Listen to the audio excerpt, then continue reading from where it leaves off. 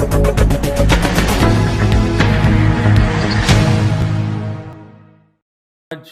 26 जुलाई है और आज का दिन बहुत खास है।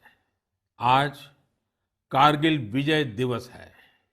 21 साल पहले आज के ही दिन कारगिल के युद्ध में हमारी सेना ने भारत की जीत का झंडा फहराया था। साथियों, कारगिल का युद्ध जिन परिस्थितियों में हुआ था, वो भारत कभी नहीं भूल सकता। पाकिस्तान ने बड़े बड़े मंसूबे पालकर भारत की भूमि हथियाने और अपने यहाँ चल रहे आंतरिक कलह से ध्यान भटकाने को लेकर दुस्साहस किया था। भारत तब पाकिस्तान से अच्छे संबंधों के लिए प्रयासरत था, लेकिन कहा जाता है ना, बैरू अकारन सब काहू सौ, जो कर हित अनहित ताहू सौ। यानी दुष्ट का स्वभाव ही होता है हर किसी से बिना वजह दुश्मनी करना। ऐसे स्वभाव के लोग जो हित करता है उसका भी नुकसान ही सोचते हैं। इसलिए भारत की मित्रता के जवाब में पाकिस्तान द्वारा पीठ में छुरा घोंपने की कोशिश हुई थी, लेकिन उसके बाद भारत की वीर सेना ने जो पराक्रम दिखाया, भारत ने अपनी जो ताकत दिखाई, उसे पूरी दुनिया ने देखा। आप कल्पना कर सकते हैं, ऊंचे पहाड़ों पर बैठा हुआ दुश्मन और नीचे से लड़ रही हमारी सेनाएं, हमारे वीर जवान। लेकिन जीत पहाड़ की ऊंचाई की नहीं, भारत की सेनाओं के ऊंचे हौसले और सच्ची वीरता की हुई। साथियों, उस समय मुझे भी करगिल जाने और हमारे जवानों की वीरता के दर्शन का सौभाग्य मिला।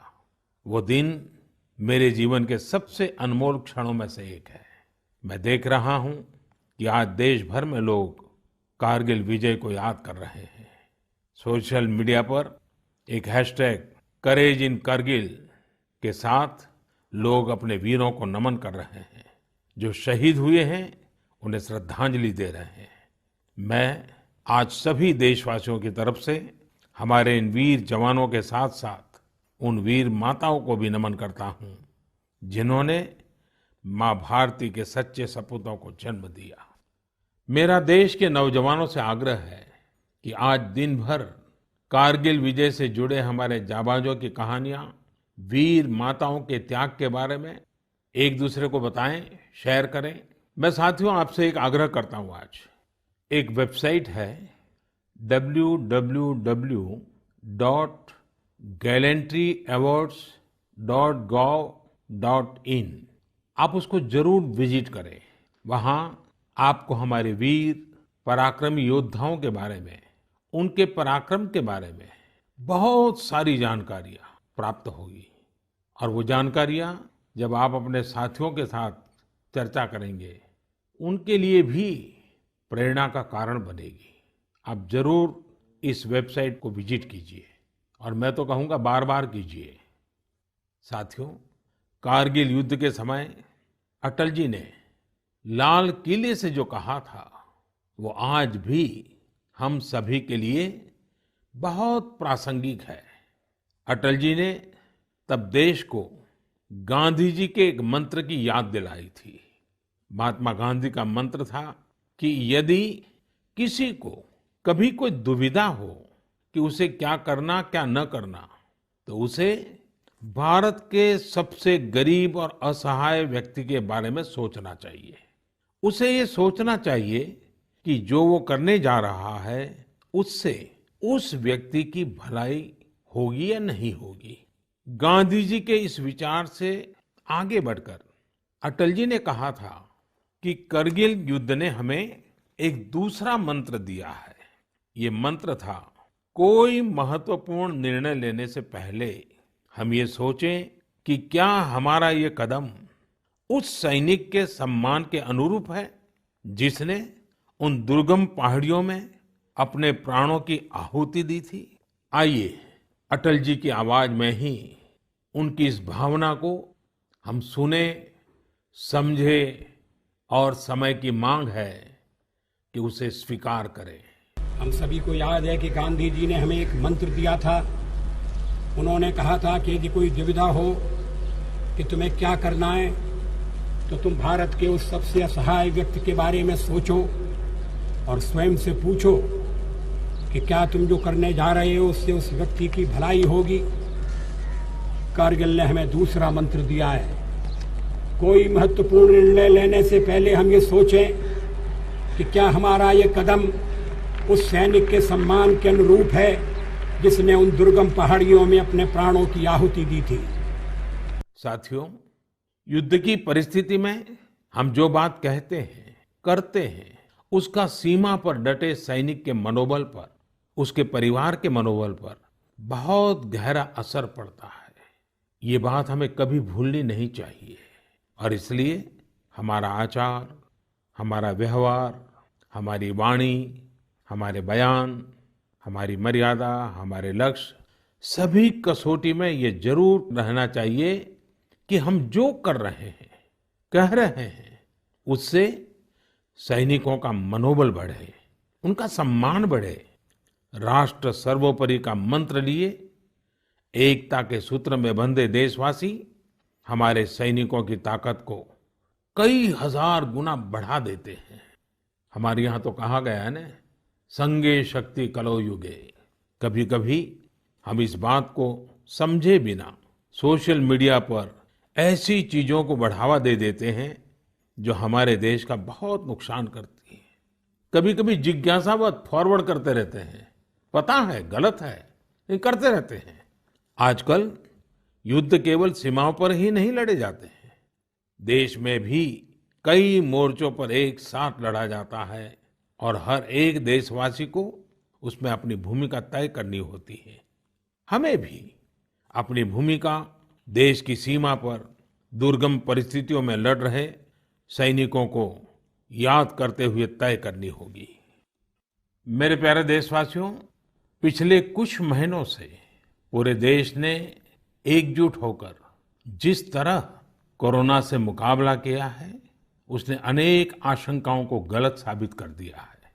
आज हमारे देश में रिकवरी रेट अन्य देशों के मुकाबले बेहतर है।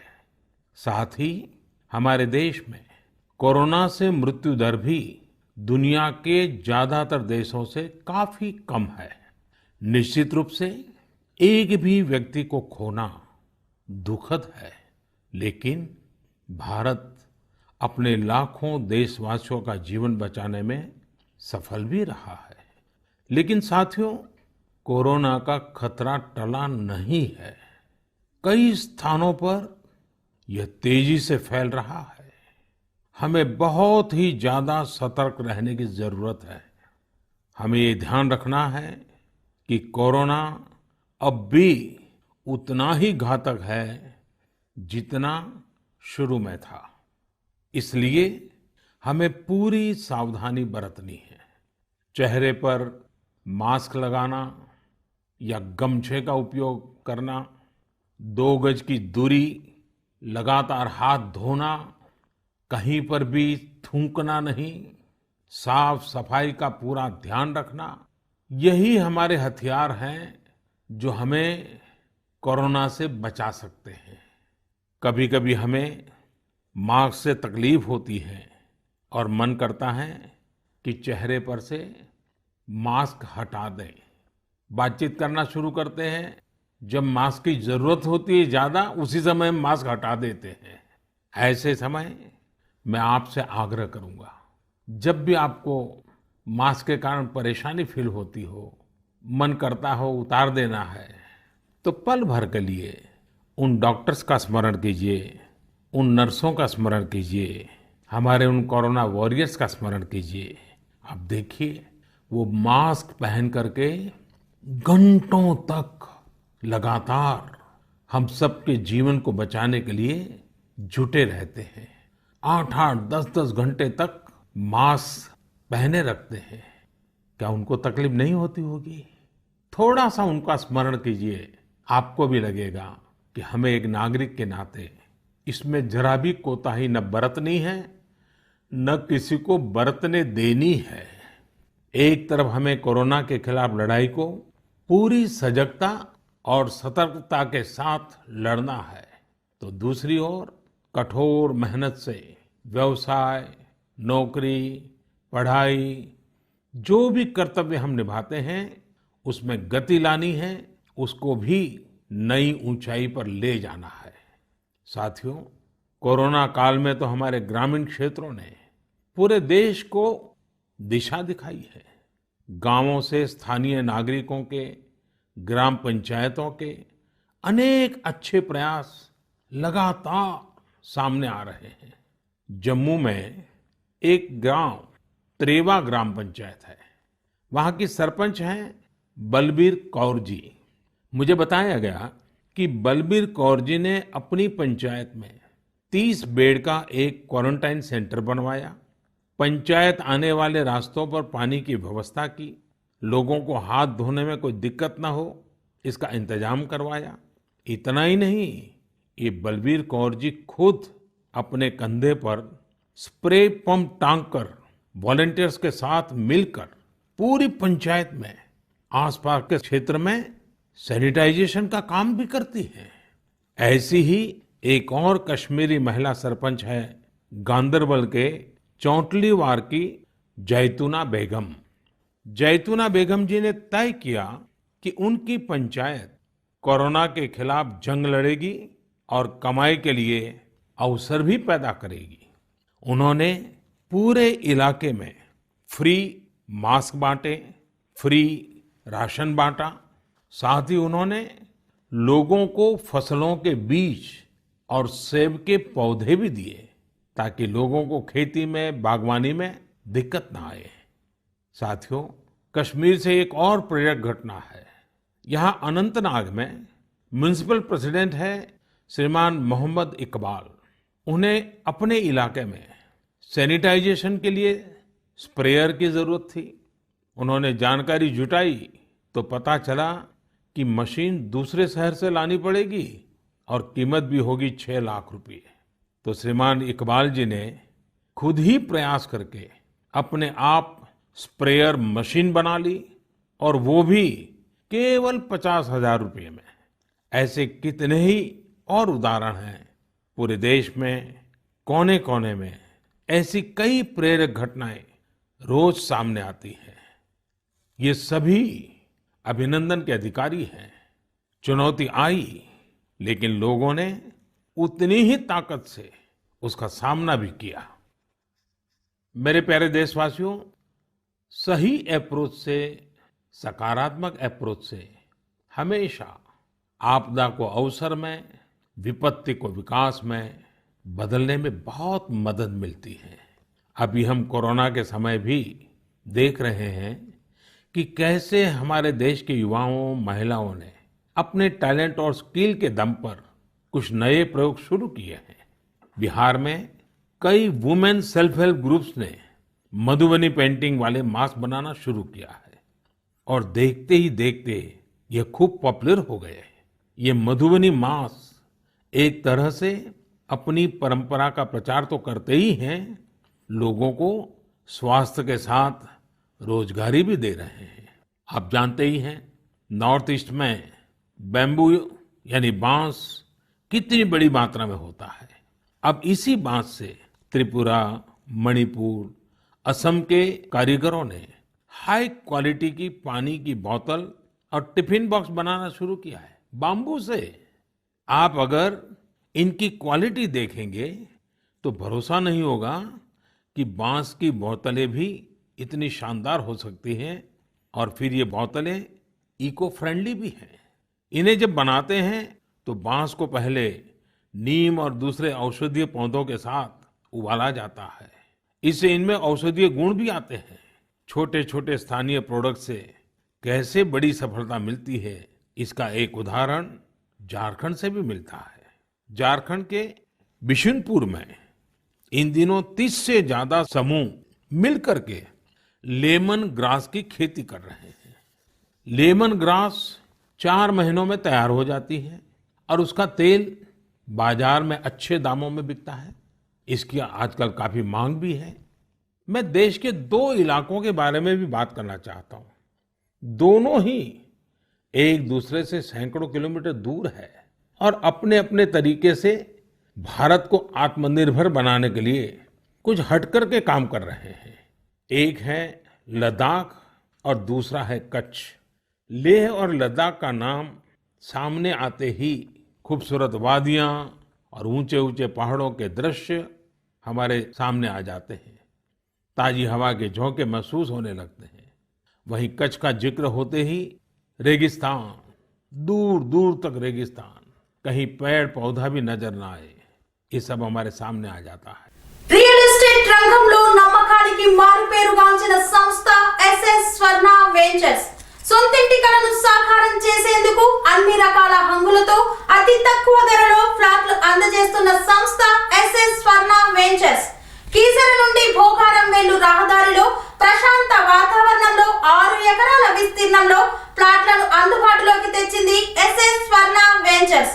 అన్ని సౌకర్యాలు అతి చేరువలో అతి తక్కువ ధరలో అందరికీ అందుబాటులో గల ఈ అవకాశాన్ని వినియోగించుకునేందుకు వెంటనే సంప్రదించండి, మంచి ఫ్లాట్లను ఎంచుకోండి। ప్లీజ్ కాంటాక్ట్ 9030232291 మరియు 9491374736। लद्दाख में एक विशिष्ट फल होता है जिसका नाम चूली या एप्रिकॉट यानी खुबानी है। यह फसल इस क्षेत्र की इकोनॉमी को बदलने की क्षमता रखती है, परंतु अफसोस की बात यह है कि सप्लाई चेन, मौसम की मार जैसी अनेक चुनौतियों से ये जूझता रहता है। इसकी कम से कम बर्बादी हो, इसके लिए आजकल एक नए इनोवेशन का इस्तेमाल शुरू हुआ है। एक ड्यूअल सिस्टम है जिसका नाम है solar apricot dryer and space heater.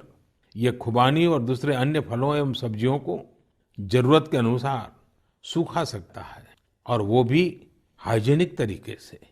पहले जब खुबानी को खेतों के पास सुखाते थे तो इससे बर्बादी तो होती ही थी, साथ ही धूल और बारिश के पानी की वजह से फलों की क्वालिटी भी प्रभावित होती थी। दूसरी ओर आजकल कच्छ में किसान ड्रैगन फ्रूट्स की खेती के लिए सराहनीय प्रयास कर रहे हैं। बहुत से लोग जब सुनते हैं तो उन्हें आश्चर्य होता है, कच्छ और ड्रैगन फ्रूट्स, लेकिन वहां आज कई किसान इस कार्य में जुटे हैं। फल की गुणवत्ता और कम जमीन में ज्यादा उत्पाद को लेकर काफी इनोवेशन किए जा रहे हैं। मुझे बताया गया है कि ड्रैगन फ्रूट्स की लोकप्रियता लगातार बढ़ रही है, विशेषकर नाश्ते में इस्तेमाल काफी बढ़ा है। कच्छ के किसानों का संकल्प है कि देश को ड्रैगन फ्रूट्स का आयात न करना पड़े। यही तो आत्मनिर्भरता की बात है। साथियों, जब हम कुछ नया करने का सोचते हैं, इनोवेटिव सोचते हैं, तो ऐसे काम भी संभव हो जाते हैं जिनकी आम तौर पर कोई कल्पना नहीं करता। जैसे कि बिहार के कुछ युवाओं को ही लीजिए। पहले सामान्य नौकरी करते थे। एक दिन उन्होंने तय किया कि वो मोती यानी पल्स की खेती करेंगे। उनके क्षेत्र में लोगों को इस बारे में बहुत पता नहीं था, लेकिन इन लोगों ने पहले सारी जानकारी जुटाई, जयपुर और भुवनेश्वर जाकर ट्रेनिंग ली और अपने गांव में ही मोती की खेती शुरू कर दी। आज ये स्वयं तो इससे काफी कमाई कर ही रहे हैं। उन्होंने मुजफ्फरपुर, बेगूसराय और पटना में अन्य राज्यों से लौटे प्रवासी मजदूरों को इसकी ट्रेनिंग देनी भी शुरू कर दी है। कितने ही लोगों के लिए इससे आत्मनिर्भरता के रास्ते खुल गए हैं। साथियों, अभी कुछ दिन बाद रक्षाबंधन का पावन पर्व आ रहा है। मैं इन दिनों देख रहा हूं कि कई लोग और संस्थाएं इस बार रक्षाबंधन को अलग तरीके से मनाने का अभियान चला रहे हैं। कई लोग इसे वोकल फॉर लोकल से भी जोड़ रहे हैं, और बात भी सही है। हमारे पर्व हमारे समाज के, हमारे घर के पास ही किसी व्यक्ति का व्यापार बढ़े, उसका भी पर्व खुशहाल हो, तब पर्व का आनंद कुछ और ही हो जाता है। सभी देशवासियों को रक्षाबंधन की बहुत बहुत शुभकामनाएं। साथियों, 7 अगस्त को नेशनल हैंडलूम डे है। भारत का हैंडलूम, हमारा हैंडीक्राफ्ट अपने आप में सैकड़ों वर्षों का गौरवमयी इतिहास समेटे हुए है। हम सभी का प्रयास होना चाहिए कि न सिर्फ भारतीय हैंडलूम और हैंडीक्राफ्ट का ज्यादा से ज्यादा उपयोग करें, बल्कि इसके बारे में हमें ज्यादा से ज्यादा लोगों को बताना भी चाहिए। भारत का हैंडलूम और हैंडीक्राफ्ट कितना रीच है, इसमें कितनी विविधता है, ये दुनिया जितना ज्यादा जानेगी उतना ही हमारे लोकल कारीगरों और बुनकरों को लाभ होगा। साथियों, विशेषकर मेरे युवा साथियों, हमारा देश बदल रहा है। कैसे बदल रहा है, कितनी तेजी से बदल रहा है, कैसे कैसे क्षेत्रों में बदल रहा है। एक सकारात्मक सोच के साथ अगर निगाह डालें तो हम खुद अचंभित रह जाएंगे। एक समय था जब खेलकूद से लेकर के अन्य सेक्टर्स में अधिकतर लोग या तो बड़े-बड़े शहरों से होते थे, या बड़े-बड़े परिवार से, या फिर नामी गिरामी स्कूल या कॉलेज से होते थे। अब देश बदल रहा है। गांवों से, छोटे शहरों से, सामान्य परिवार से हमारे युवा आगे आ रहे हैं, सफलता के नए शिखर चूम रहे हैं। ये लोग संकटों के बीच भी नए नए सपने संजोते हुए आगे बढ़ रहे हैं। कुछ ऐसा ही हमें अभी हाल ही में जो बोर्ड एग्जाम्स के रिजल्ट आए उसमें भी दिखता है। आज मन की बात में हम कुछ ऐसे ही प्रतिभाशाली बेटे बेटियों से बात करते हैं। ऐसी ही एक प्रतिभाशाली बेटी है कृतिका नांदल। कृतिका जी हरियाणा में पानीपत से हैं। हेलो कृतिका जी, नमस्ते। नमस्ते सर। इतने अच्छे परिणाम के लिए आपको बहुत बहुत बधाई। धन्यवाद सर। और आपको तो इन दिनों टेलीफोन लेते लेते भी आप थक गई होगी, इतने सारे लोगों के फोन आते होंगे। जी सर। और जो लोग बधाई देते हैं वो भी गर्व महसूस करते होंगे कि वो आपको जानते हैं। आपको कैसा लग रहा है? सर बहुत अच्छा लग रहा है। पेरेंट्स को प्राउड फील करा के खुद को भी इतना प्राउड फील हो रहा है। अच्छा, ये बताइए कि आपकी सबसे बड़ी प्रेरणा कौन है? सर मेरी मम्मी है सबसे बड़ी प्रेरणा तो मेरी। वाह। अच्छा, आप मम्मी से क्या सीख रही है? सर उन्होंने अपनी जिंदगी में इतनी मुश्किलें देखी, फिर भी वो इतनी बोल्ड और इतनी स्ट्रोंग है। सर उन्हें देख देख के इतनी प्रेरणा मिलती है कि मैं भी उन्हीं की तरह बनूं। माँ कितनी पढ़ी लिखी हैं? सर बीए की है उन्होंने। बीए किया हुआ है? जी सर। अच्छा, तो माँ आपको सिखाती भी होगी? जी सर, सिखाती हैं, दुनियादारी के बारे में हर बात बताती है। वह डांटती भी होगी? जी सर, डांटती भी है। अच्छा बेटा, आप आगे क्या करना चाहती हैं? सर हम डॉक्टर बनना चाहते हैं। अरे वाह। MBBS। देखिए, डॉक्टर बनना आसान काम नहीं है। जी सर। डिग्री तो प्राप्त कर लेगी क्योंकि आप बड़ी तेजस्वी हो बेटा, लेकिन डॉक्टर का जीवन जो है वो समाज के लिए बहुत समर्पित होता है। जी सर। उसको कभी रात को चैन से सो भी नहीं सकता है, कभी भी पेशेंट का फोन आ जाता है, अस्पताल से फोन आ जाता है, उसको दौड़ना पड़ता है। एक प्रकार से 24/7 365 डेज डॉक्टर की जिंदगी लोगों की सेवा में लगी रहती है। Yes sir. और खतरा भी रहता है क्योंकि कभी पता नहीं आजकल के जिस प्रकार की बीमारियां हैं, तो डॉक्टर के सामने भी बहुत बड़ा संकट रहता है। जी सर। अच्छा कृतिका, हरियाणा तो खेलकूद में पूरे हिंदुस्तान के लिए हमेशा ही प्रेरणा देने वाला, प्रोत्साहन देने वाला राज्य रहा है। हाँ जी सर। तो आप भी तो कुछ खेलकूद में भाग लेती हैं क्या? कुछ खेलकूद पसंद है क्या आपको? सर बास्केटबॉल खेलते थे स्कूल में थे जब। अच्छा, आपकी ऊंचाई कितनी है? ज्यादा है ऊंचाई? नहीं सर, 5'2" की है। अच्छा, तो फिर तुम्हारे खेल में पसंद करते हैं? सर वो तो बस पैशन है, खेल लेते हैं। अच्छा अच्छा, चलिए कृतिका जी, आपके माताजी को मेरी तरफ से प्रणाम कहिए। उन्होंने आपको इस प्रकार के योग्य बनाया, आपके जीवन को बनाया। आपकी माताजी को प्रणाम और आपको बहुत बहुत बधाई, बहुत बहुत शुभकामनाएं। धन्यवाद सर। आइए अब हम चलते हैं केरला, एर्नाकुलम। केरला के नौजवान से बात करेंगे। हेलो। हेलो सर, नमस्कार। So Vinayak, congratulations. Thank you sir. शाबाश विनायक, शाबाश। थैंक तो you how is the josh? Hi sir. Do you play any sport? Badminton. Badminton yes. in a school, or you had any chance to take a training? No, in school we have already get some training Mm-hmm. from our teachers. So thus, and we get opportunity to participate outside Wow. from the school itself. How many states you have visited? I have visited only Kerala and Tamil Nadu. Only Kerala and Tamil Nadu. Yes.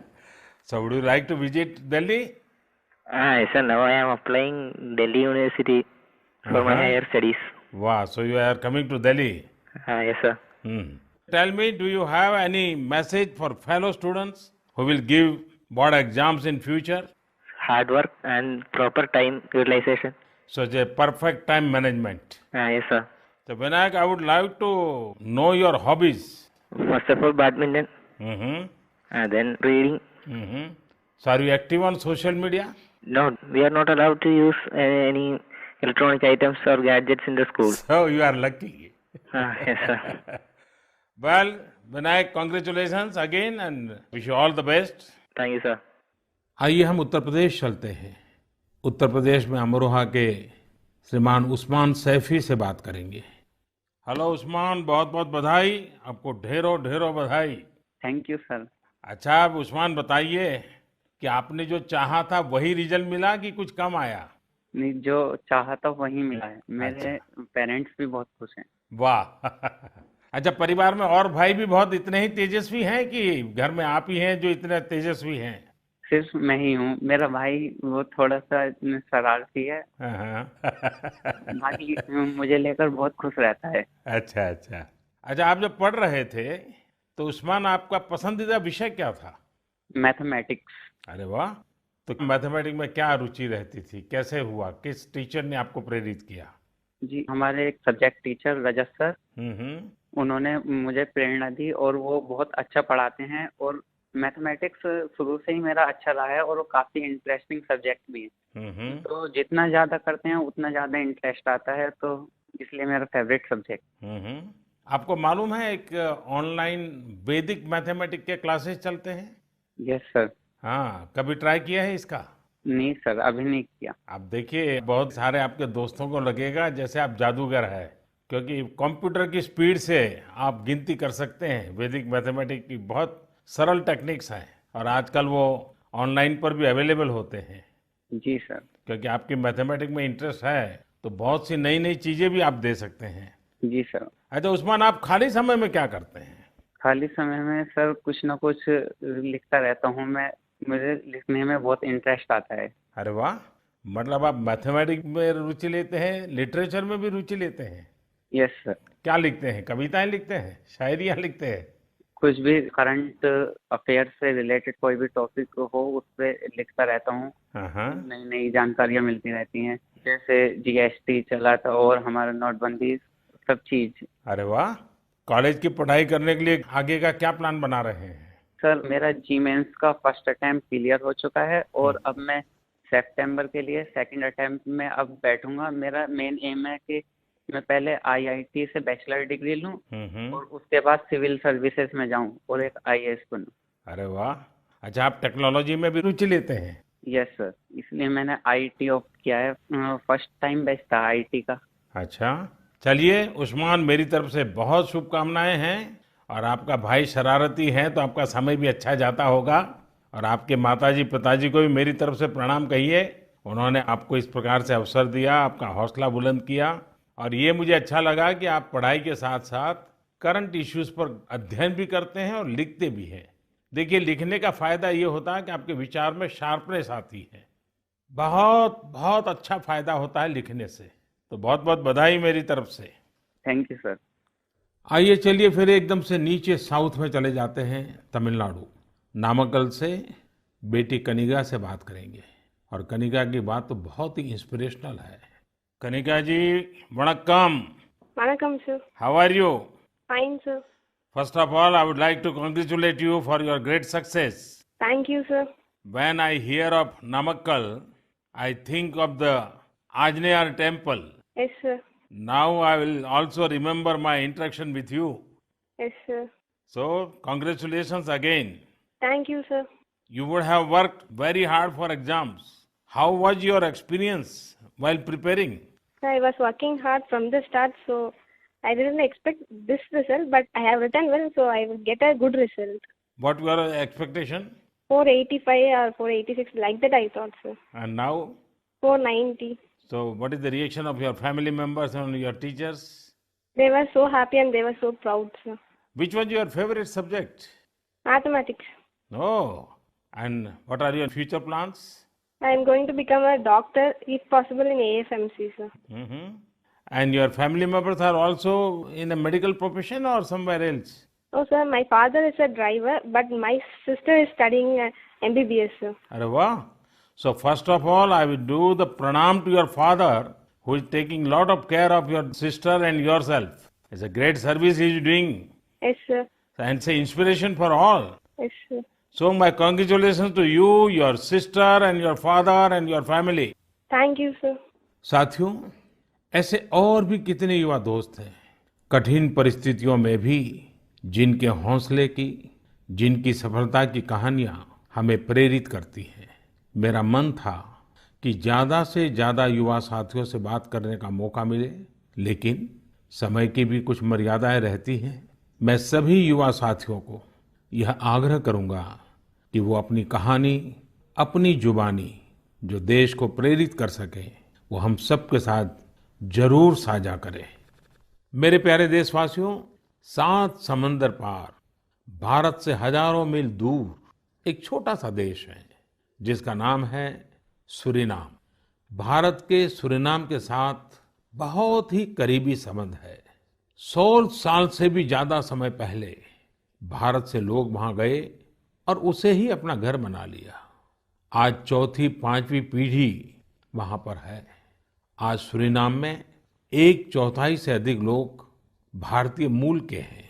क्या आप जानते हैं, वहां की आम भाषाओं में से एक सरनामी भी भोजपुरी की ही एक बोली है। इन सांस्कृतिक संबंधों को लेकर हम भारतीय काफी गर्व महसूस करते हैं। हाल ही में श्री चंद्रिका प्रसाद संतोखी सूरीनाम के नए राष्ट्रपति बने हैं। वे भारत के मित्र हैं और उन्होंने साल 2018 में आयोजित person of Indian origin PIO parliamentary conference में भी हिस्सा लिया था।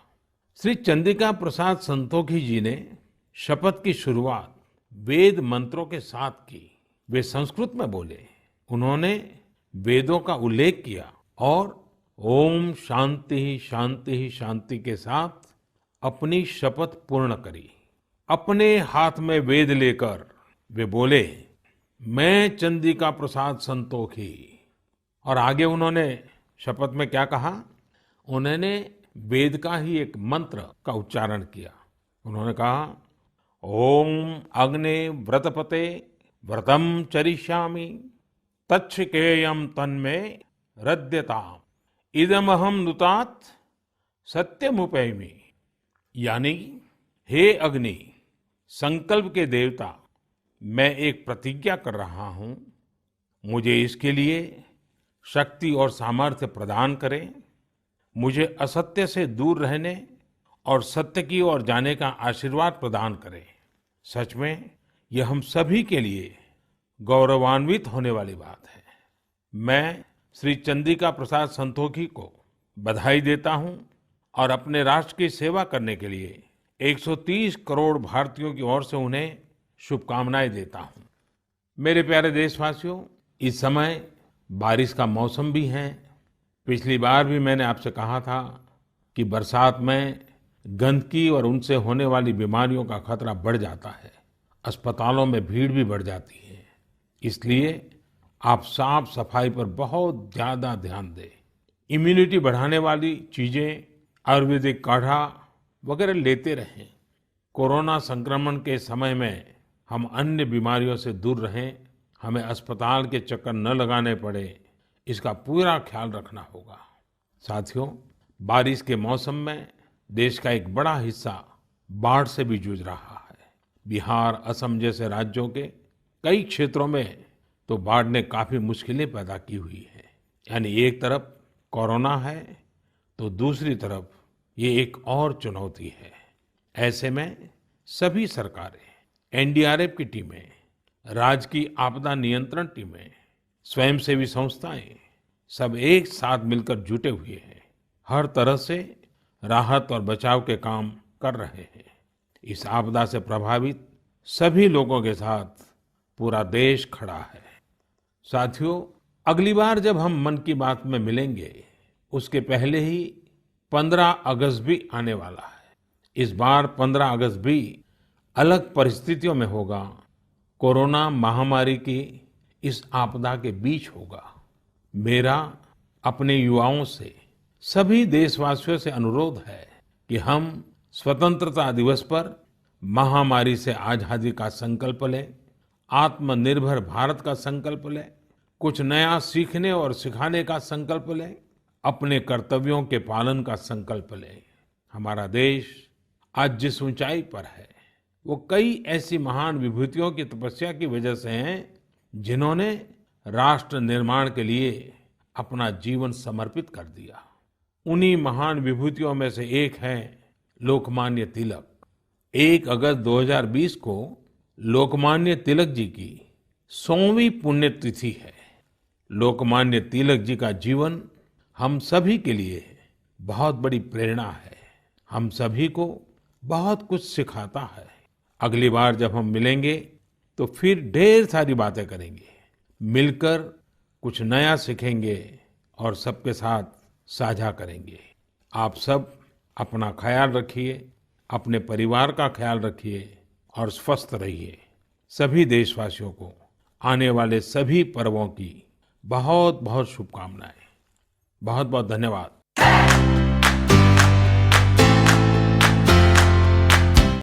నాణ్యతకు నమ్మకానికి మారుపేరు Sai Mahendra traders wholesale and retail మరియు కిరాణా జనరల్ స్టోర్. మా వద్ద అన్ని రకాల నిత్యావసర సరుకులు సరసమైన ధరలకే లభించును. స్వచ్ఛమైన నాణ్యమైన బియ్యంతో పాటు అన్ని రకాల సరుకులు హోల్సేల్ ధరలకే రిటైల్ అమ్మకం. అనువైన ధరలలో నాణ్యమైన వస్తువుల కొరకు సంప్రదించండి. Sai Mahendra traders wholesale and retail మరియు కిరాణా జనరల్ స్టోర్. మా address Nagaram to Keesara main road, Rampally X road. Contact number 9247575485 మరియు 6300322583.